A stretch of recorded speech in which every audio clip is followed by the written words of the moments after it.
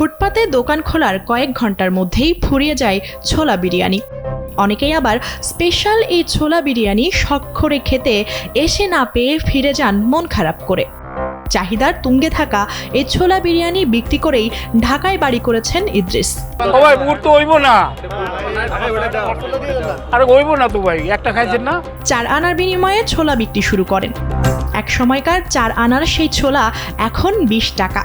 40 বছর ধরে ছোলা বিক্রি করে ঢাকায় বাড়ি করেছেন ইদ্রিস। কিছু টাকা টুকা মিলাইয়া আমি 2 রুমের একটা বাড়ি কিনছি, সোয়া 1 শতাংশ। ফুলবাড়িয়া বাস টার্মিনালে 4 আনার বুট বেচছি, বাংলাদেশ ব্যাংকের ওইখানে গিয়া 8 আনার বেচছি, ওখান থেকে এখানে 1 টাকা বেচছি। 1 টাকার পরে বাড়তে বাড়তে মানে 20 টাকা 30 টাকা বেচছি আর কি। ইদ্রিসের বিশেষ রেসিপিতে প্রস্তুত করা ছোলার সাথে পাওয়া যায় ডিম আর মুরগির আস্ত পিস।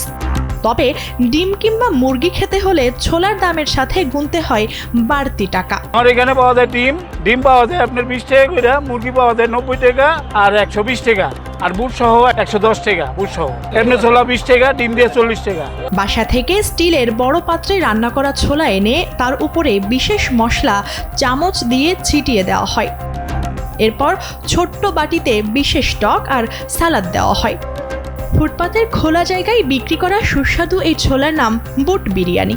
এটা বুট বিরিয়ানি, এটা নাম আমি দিছি, বিরিয়ানি নাম দিছি যে সবখানেই তো বিরিয়ানি খায়, বিরিয়ানির এই বিরিয়ানি বলে। তাই চানাকা বুট, মুরগি কা রান, এটা তো সবাই কয়, তাই আমি এটার একটা বিরিয়ানি নাম দিয়ে দিই, লেগা বুটের নাম দিয়ে দিছি চানাকা বিরিয়ানি। শুরুর দিকে বুট বিরিয়ানির জনপ্রিয়তা ছিল স্বাভাবিক, পরে এই মুখরোচক খাবারের বৈচিত্র্যময় স্বাদের সুনাম ছড়িয়ে পড়তে থাকে। আর এখন তো উপচে পড়া ভিড় সামাল দিতেই হিমশিম খেতে হয় ইদ্রিসকে। অনেক পেটুক আবার একবার খেয়ে ফের অর্ডার করেন। এছাড়া প্রতিদিনই মুখরোচক এই খাবার খেতে ঢাকার বিভিন্ন স্থান থেকে দল বেঁধে যেমন ক্রেতারা আসেন, তেমনি অনেকেই বিভিন্ন জেলা থেকেও ছোলা বিরিয়ানি খেতে আসছেন। জনপ্রিয়তা শুরুতে ছিল না, একজনে একবার খায় 2বার খায়। প্রথম তো আর জানতাম না, তেল দিয়া রসুন দিয়া বাগার দিয়া আনতাম, ওই কাঁচামরিচ মরিচ দিয়া পেঁয়াজ দিয়া। এটা পরে মানে করতে করতে আইডিয়া হয়ে গেছে, তখন মানে এটা এরকম। খুলনার কাস্টমার পাইছি, নড়াইলের কাস্টমার পাইছি, অনেক কাস্টমার আসে। রাজধানীর মতিঝিলের আইএফআইসি ব্যাংকের নিচে ফুটপাতে বুট বিরিয়ানি নিয়ে বসেন ইদ্রিস আলী। 8 থেকে 9 কেজি ছোলা, 5 কেজি মুরগি আর 30 পিস ডিম নিয়ে সাজানো থাকে তাদের প্রতিদিনের পসরা। প্রতিদিন সকাল 10টার পর থেকে দুপুর 2টার মধ্যেই বেচা বিক্রি শেষ হয়ে যায় বলে জানান ইদ্রিস।